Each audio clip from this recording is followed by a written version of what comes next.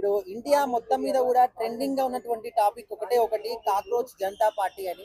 అసలు దానిపైన మీ అభిప్రాయం ఏంటి సార్? చెప్పాలంటే చాలా పెద్ద అభిప్రాయం ఉంది. నేనేదో అది కామెడీగా ఎవడో పెట్టాడు, ఎవడో చేశాడు, వీళ్ళంతా కామెడీ డిపార్ట్మెంట్ అనుకున్నాను. అది రియల్ అని తెలుస్తుంది. నేను ఒకటే చెప్తున్నా ఈ కాక్రోచ్ పార్టీకి, కాక్రోచ్ జనతా పార్టీ ఎందుకురా మళ్ళీ మీకు? కాక్రోచ్ అంటేనే ఇట్టు కొడితే పారిపోతారు ఇళ్లలోంచి, లేదా చచ్చిపోతారు. అంటే ఇల్లు అంటే ఏంటంటే ఇక్కడ భారతదేశం నుంచి పారిపోతారు మీరు, లేదా విదేశాలు పోయి చచ్చిపోతారు మీరు. అరే అన్ని దేశాలు ఎలా ఉంటున్నాయిరా? అన్ని దేశాలు ఎంత ఐకమత్యంగా ఉంటున్నాయి. వాళ్ళల్లో ఏదన్నా ప్రాబ్లం వస్తే వాళ్ళు చూసుకుంటారు. దేశ సమస్య వస్తే ఆ దేశం అంతా ఒకటవుతారు. అట్లాంటిది మీరేంట్రా ఇక్కడ దేశద్రోహం ఉండా కొడకల్లారా? మీకు భారతదేశం అంటే ఇష్టం లేనప్పుడు ఈ దేశాన్ని నుంచి వెళ్ళిపోండి. ఇంకెన్నాళ్ళు నాశనం చేస్తారా మీరు ఈ దేశాన్ని?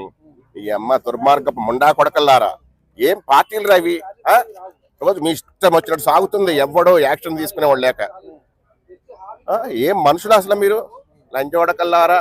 నేను బూతులు వాడను మీడియా ముందు, కానీ వాడక తప్పట్లేదు. నేను దేశభక్తి, నాకు దైవభక్తి. అలాగని చెప్పేసి ఏదో మతాన్ని కించపరిచే విధంగా నాకు మాట్లాడితే ఇష్టం ఉండదు. ఎందుకంటే లౌకిక దేశం మంది. హిందువులైనా, ముస్లింలైనా, క్రైస్తవులైనా, బౌద్ధులైనా, ఏ మతస్థులైనా, ఏ కులస్తులైనా హ్యాపీగా బతకాలి. ఇప్పుడు అమెరికాలో ఎలా బతుకుతున్నారు అలా కొన్ని పెద్ద దేశాలు ఉన్నాయి. ఎందుకు అరబ్ కంట్రీస్, గల్ఫ్ కంట్రీస్ లో కూడా మన గోవుని పూజిస్తారు, గోవుని ఆధారిస్తారు. ఇవాళ మన హిందూ దేవాలయాలు కడుతున్నారు అక్కడ. ఈ దేశంలో ఏంట్రా? మన దేశంలో మన బతకడానికి లేకుండా పోతుంది. నా కొడకల్లారా, పుట్టకొక దేశద్రోహులు తయారవుతున్నారు. కమ్యూనిస్టులు అంతే, కాంగ్రెస్లు అంతే. దేశం కోసం కొట్లాడండి, మీరు పెట్టుకోండి పార్టీలు ఏమైనా సరే, కానీ దేశం కోసం, దేశ అభివృద్ధి కోసం పోరాడండి. ఇప్పుడు మోడీ ఎంత ప్రయత్నం చేస్తున్నాడు? మోడీ గారు పాపం, మోడీ కూడా అనాల్సి వస్తుంది. నిజంగా ఆయన దేవుడి దేశానికి. ఎవరో దైవ పురుషులు వాళ్ళు ఉన్నారా, కానీ ఏదో మహాభారతము, బైబుల్, రామాయణం, పురాణం వాళ్ళ కోసం పుట్టినాయి. కానీ మోడీ మాత్రం భారతదేశం కోసం పుట్టిన దేవుడు. అర్థమైందా? తెలుసుకోండి. ఇలా మీ స్వార్థాల కోసం దేశాన్ని ఏదో చేస్తారా మీరు? అమెరికా చూస్తే, అమెరికా ఏదైనా ప్రాబ్లం వస్తే వాళ్ళందరూ ఒకటే అవుతారు, చైనాలో ఒకటే అవుతారు, గల్ఫ్ దేశాలు కానీ అన్ని ఒకటే అవుతాయి.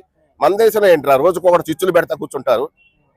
ఆయన ఫండ్స్ తీసుకొస్తానికి, వేల డబ్బు విదేశాల నుంచి పెట్టుబడులు తీసుకురావడానికి, కంపెనీలు తీసుకురావడానికి వెళ్తే ఆయన దేశద్రోహి అని చెప్తారా? ఆయన టూర్లు వెళ్తారా? టూర్లు వెళ్ళే వయసు ఆయన ఎక్కడ సర్వనాశనం అయిపోయింది దేశాన్ని. వాళ్ళ ఏ రేంజ్ లో ప్రతి భారతీయుడు గర్వించేలాగా ప్రతి దేశం కూడా మన దేశాన్ని పొగుడుతున్నాయి, ఆయన దేవుడు అని పొగుడుతున్నారు.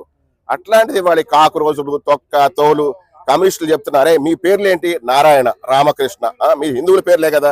అలాగే క్రిస్టియన్స్ చెప్తున్నా, అజయ్ బాబు, విజయ్ బాబు, జోసఫ్ బాబు. జోసఫ్ అంటే ఓకే, అది క్రిస్టియన్స్ పేరు. అనిలు, సతీష్, ఈ పేర్లు ఏంట్రా? హిందువుల పేర్లు కాదా? మీ తాత మొత్తాలు హిందువులు కాదా?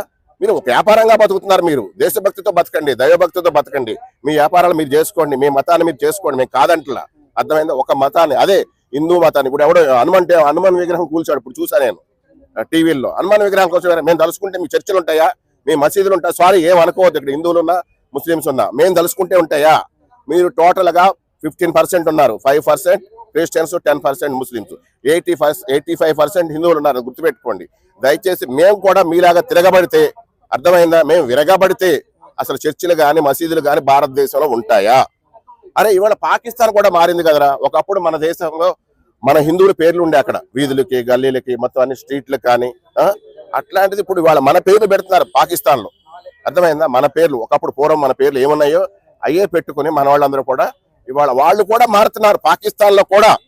ఈ ఎంఆర్ఐ, మీ భారతీయ అయితే భారతదేశంలో ఉండండి, లేదా విదేశాలు దెంగేయండి. అంతేగాని ఈ దేశాన్ని కానీ నాశనం చేస్తే, హిందువులకు కూడా చెప్తున్నాను, భారతీయులకు కూడా చెప్తున్నాను, ఎవడవని దేశద్రోహం చేస్తే ప్రతి లంజా కూడా కొట్టండి, చావదెంగండి, ఏదైనా చేయండి. ఇంకా మారేంట్రా? కంప్యూటర్ యుగంలో ఆ దేవుడు, ఈ దేవుడు, ఈ మతము, కాక్రోజులు, గీక్రోజులు చూస్తున్నా నేను. ఇందాక కూడా చూసా.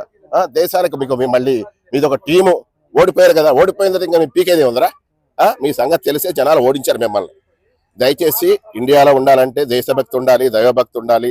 ఇవన్నీ ఉండేదట్టే ఉంటేనే దేశంలో ఉండండి.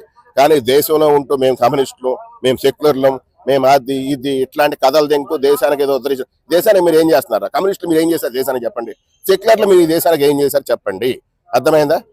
చెప్పండి. చెప్పేటట్టుంటే, మంచి చేసేటట్టుంటే ఉండండి. 10 ఏళ్ల నుంచి దేశం అభివృద్ధి చెందుతుంది. 10 ఏళ్ల నుంచి భారతదేశానికి ఒక గుర్తింపు వచ్చింది. కాంగ్రెస్ ఉన్న టైంలో ఏమన్నా ఉందా? దేశానికి విలువ ఉందా? ఏదో ఒక 2 మతాలను పెంచి పోషిస్తుంది తప్ప ఏమైనా చేస్తుందా కాంగ్రెస్? కొట్లాట్లే, మతాల గురించి కాదు, మన మధ్యలో కొట్లాట్లు పెట్టుకోవటం, రౌడీ విజయాలు చేయటం, ఈ ఎదవ రాజకీయాలు చేయటం కాంగ్రెస్కి అలవాటు. అర్థమైందా? కాంగ్రెస్ అంటే ఒక అభిమానం ఉండేది ఒకప్పుడు, కానీ అది మరి ఈ మధ్యన చాలా చాలా దిగజారిపోయింది, నీచం అయిపోయింది. ప్లీజ్ మీ అందరికి ఒకటే చెప్తున్నా, ఈ కాక్రోచ్ పార్టీ కాదు, త్రిమింగళాల పార్టీ కాదు, గాడ్జిల్లా పార్టీలు కాదు, ఏది వచ్చినా ఏం పీకలేదు. మనందరం మన భారతీయులం, దేశభక్తి దైవభక్తి మనకు ముఖ్యం. మోడీ గారు బీజేపీ గవర్నమెంట్ మనం ఫామ్ చేసుకోవాలి, దేశాన్ని గెలిపించుకోవాలని మీ అందరికి ప్రత్యేకించి మీ మీడియాకి నేను కోరుకుంటున్నా.